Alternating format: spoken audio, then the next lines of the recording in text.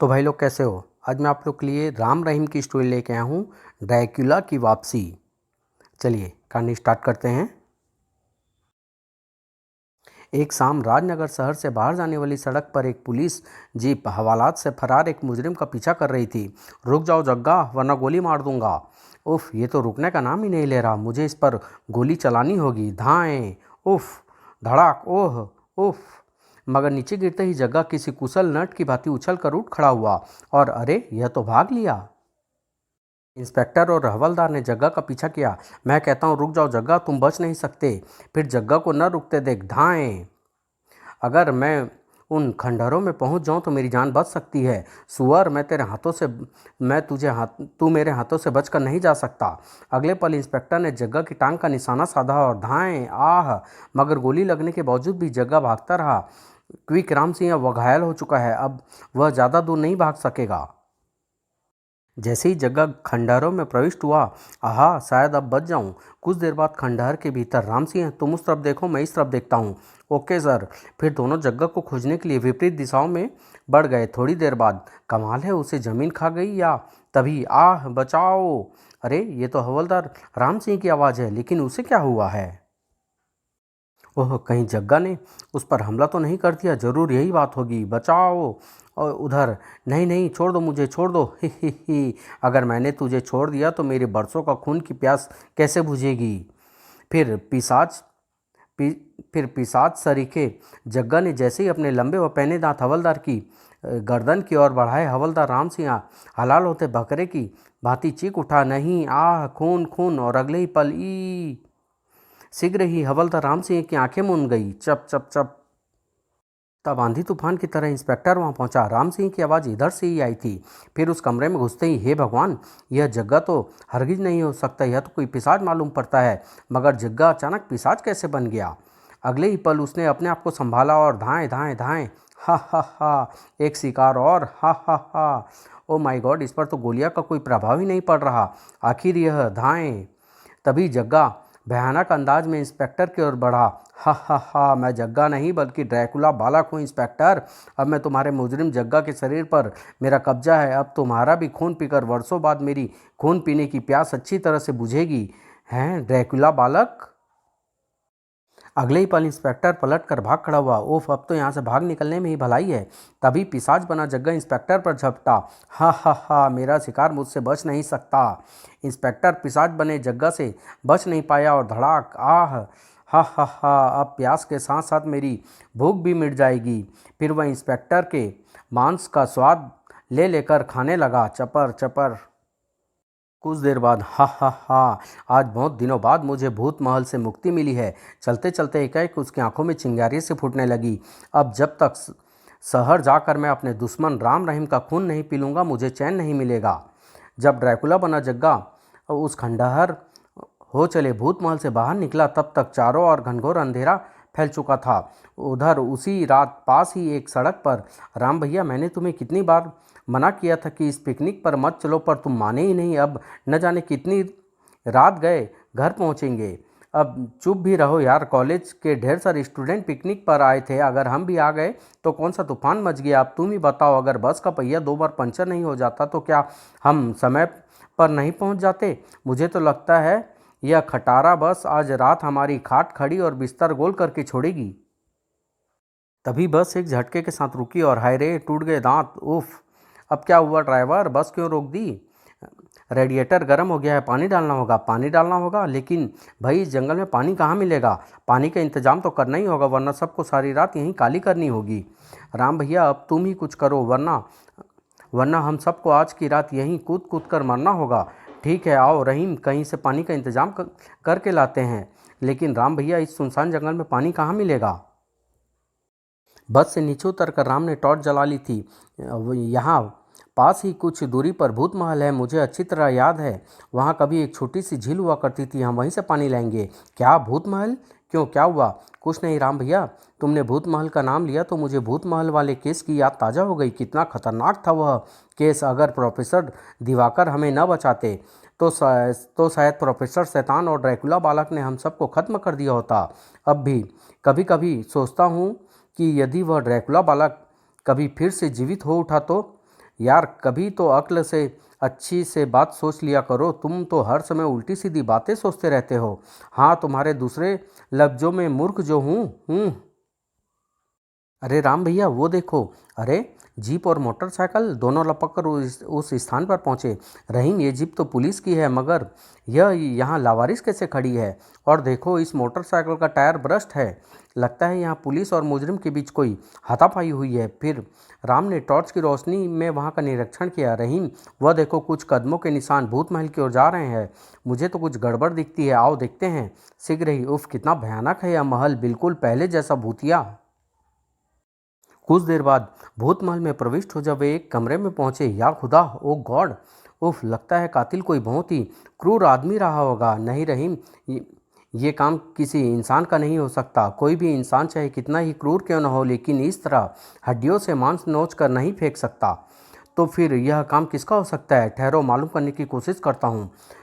राम ने टॉर्च की रोशनी में बारीकी से लाशों का मुआयना किया। तत्पश्चात, मुझे तो यह काम ड्रैकुला बालक का ही लग रहा है। क्या कहा? यह काम ड्रैकुला बालक का है? हाँ, यह देखो, इसकी गर्दन पर दो दांतों के निशान है। लगता है ड्रैकुला बालक फिर से जी उठा है। हाय, अब क्या करें? आओ इस भूत महल में तलाश करते हैं। कुछ देर की तलाश के बाद भी जब ड्रैकुला बालक कहीं नहीं मिला, तो लगता है ड्रैकुला बालक अपनी खूनी प्यास बुझाने उस भूत महल से बाहर निकल गया है।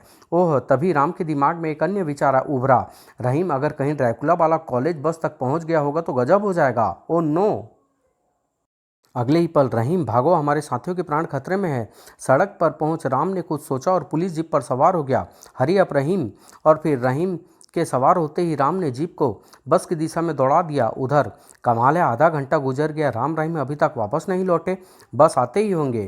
तभी उन्हें पेड़ों के पीछे से किसी के तेज चलने की आवाज़ सुनाई दी। लो भाई, शायद राम रहीम आ गए हैं। लेकिन अगले ही पल आई, ओह भूत!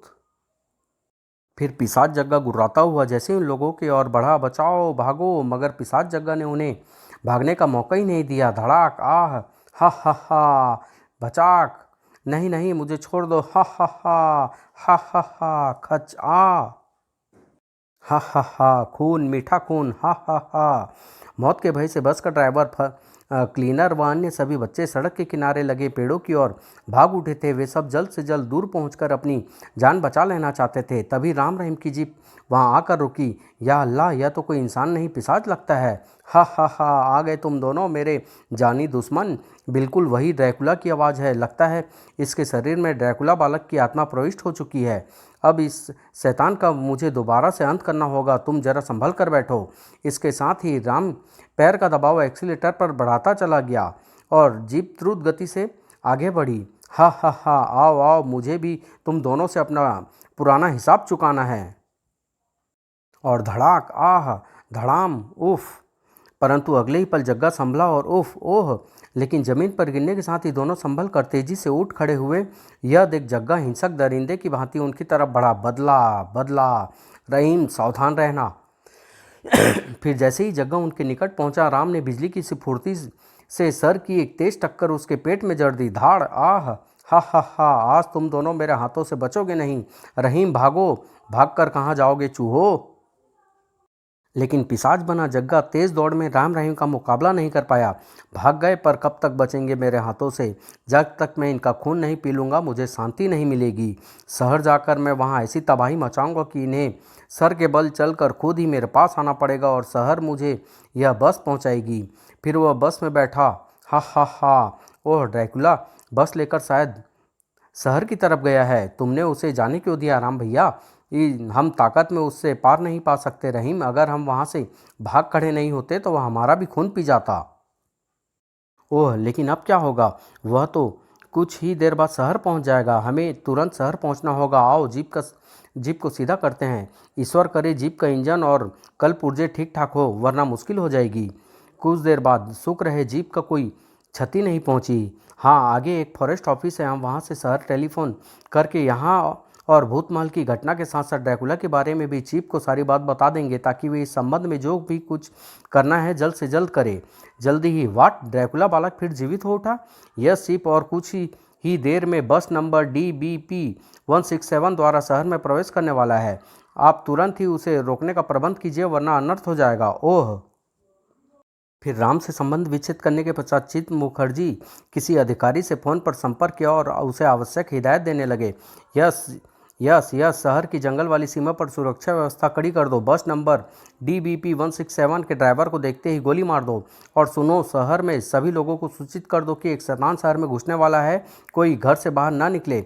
ओके सर, कुछ ही देर में शहर में एक भयानक शैतान जो कि ड्रैकुला बालक है प्रवेश करने जा रहा है, अतः आप सबसे निवेदन है कि आप अपने घरों से बाहर ना निकले और अपने घरों के खिड़की दरवाजे अच्छी तरह से बंद कर लें। धन्यवाद। ड्रैकुला बालक के पुनः जीवित होने की खबर सुनकर पूरे शहर में हंगामा मच गया।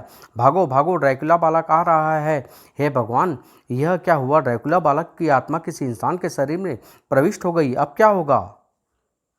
ओ गॉड, प्लीज हेल्प अस। या अल्लाह, इतने साल बाद वह शैतान कहाँ से आ मरा, जबकि शहर में व्याप्त भय से दूर कुछ बदमाश इस स्थिति का फायदा उठाने की योजना बना रहे थे। बॉस, वह ड्रैकुला हमारे लिए बहुत फायदेमंद साबित हो सकता है। रंगा ठीक कह रहा है बॉस, अगर वह एक बार हमारे हाथ आ गया तो दिल्ली की जौहरी बाजार को लूटने का आपका बरसों पुराना सपना पूरा हो जाएगा। ठीक है, तुम दोनों जाओ और ड्रैकुला का पता करके उसका पीछा करो और मौका मिलते ही उसे किडनैप करके दिल्ली वाले अड्डे पर ले आओ। Okay boss. उधर राजनगर बॉर्डर पर सब एकदम तैयार रहो, ड्रैकुला किसी भी समय यहाँ पहुँच सकता है। तभी सर, सामने से एक बस आ रही है, सब अपनी अपनी गनें संभाल लो। ओह इतने सिपाही, इसका मतलब मेरे स्वागत का इंतजाम पहले से ही हो चुका है। फिर जैसे ही बस गोलियों की रेंज में आई, यह वही बस है, फायर, अगले ही पर rat rat rat rat rat rat.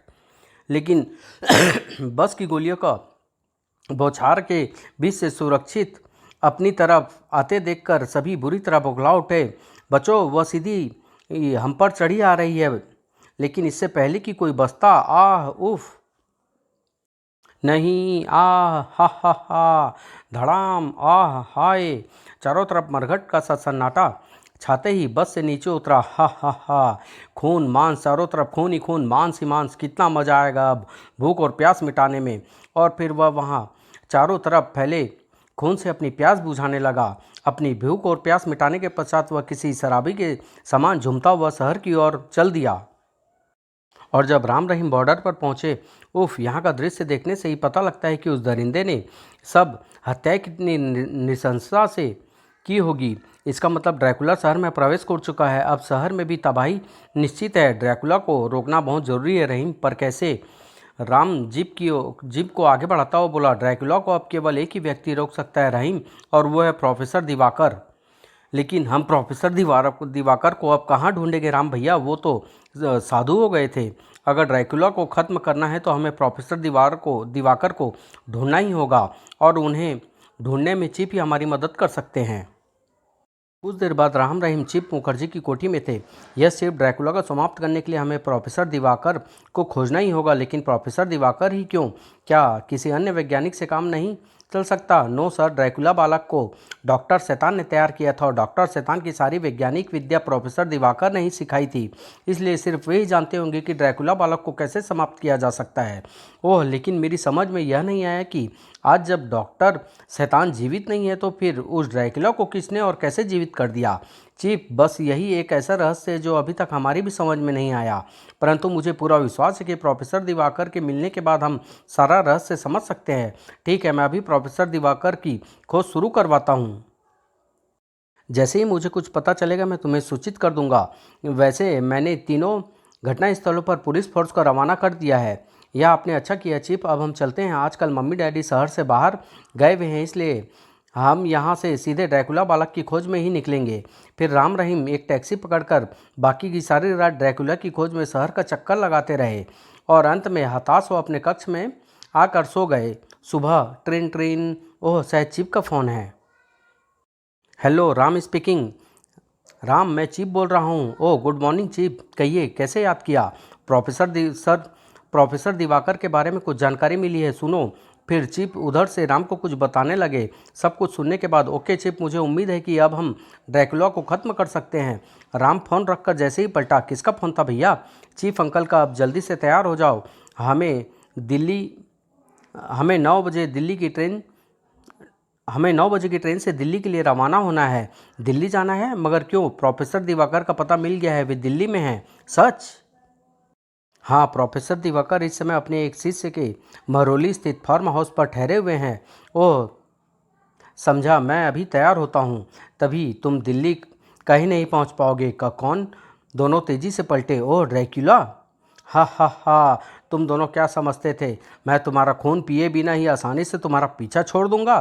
तब तुम यहाँ कैसे पहुँच गए? ड्रैकुला ने झपट कर रहीम की गर्दन थाम ली। हा हा हा! आत्मा को कहीं भी आने जाने से कोई नहीं रोक सकता। अब तुम दिल्ली नहीं यमपुरी जाओगे। आह! राम बचाओ! उफ, अगर मैंने जल्दी ही कुछ नहीं किया तो वह रहीम को मार डालेगा। फिलहाल इस कुर्सी से काम चलाऊं। अगले ही पल धड़ाक! आह! इससे पहले कि ड्रैकुला संभल पाता, धड़ाक! आह! धम्म! उफ! रहीम भागो! फिर दोनों ने खिड़की से बाहर छलांग लगा दी। छनाक छनाक! सीधे रेलवे स्टेशन की तरफ भागो। ट्रेन छूटने में अब 10 मिनट ही शेष रह गए हैं। अगर ये दोनों प्रोफेसर दिवाकर के पास पहुंचने में सफल हो गए तो फिर मुझे इस शरीर के साथ नष्ट होने से कोई नहीं बचा सकेगा और मेरा बदला अधूरा रह जाएगा। मैं इन दोनों को दिल्ली हरगिज नहीं पहुंचने दूंगा। उधर राजनगर रेलवे स्टेशन पर मैंने दिल्ली पुलिस को सूचित कर दिया है। वहां की पुलिस तुम्हारे साथ पूरा सहयोग करेगी। अच्छा अंकल, अब आप चलिए, ट्रेन चलने वाली है। कुछ ही क्षणों में राजधानी एक्सप्रेस तूफान की भांति पटरियों पर भाग रही थी। गड़गड़ गड़गड़ गड़गड़। प्रोफेसर दिवाकर से मिलने के बाद हम ड्रैकुला को ख़त्म करने की कोई ना कोई तरकीब खोज ही निकालेंगे। हमें दिल्ली में 2 दिन तो लग ही जाएगा और इन 2 दिनों में न जाने ड्रैकुला राजनगर में क्या क्या तबाही मचाए। तुम ठीक कहते हो रहीम, लेकिन फिलहाल तो उससे हमारा पीछा छूट ही गया है। लेकिन राम रहीम को सोचना गलत था। ड्रैकुला से उनका पीछा अभी नहीं छूटा था। वो आ रही है राजधानी एक्सप्रेस। मुझे हर हाल में इस पर सवार होना होगा। और फिर जैसे ही ट्रेन पुल के नीचे से गुजरी, आहा, पहुंच गया। हा हा हा! अब राम रहीमी क्या कोई भी दिल्ली नहीं पहुंच पाएगा। हा हा हा! क्या राजधानी एक्सप्रेस दिल्ली पहुंच सकी? क्या राम रहीम ड्रैकुला के खूनी पंजे से बच सके? अपराधियों के उस गिरोह का क्या हुआ जो ड्रैकुला का अपहरण करना चाहता था? क्या राम रहीम प्रोफेसर दिवाकर से मिल सके? आखिर ड्रैकुला की वापसी कैसे हुई थी? क्या राम रहीम ड्रैकुला को समाप्त कर सके? ये सब जानने के लिए नेक्स्ट कॉमिक्स का इंतज़ार करिए। ड्रैकुला दिल्ली में समाप्त।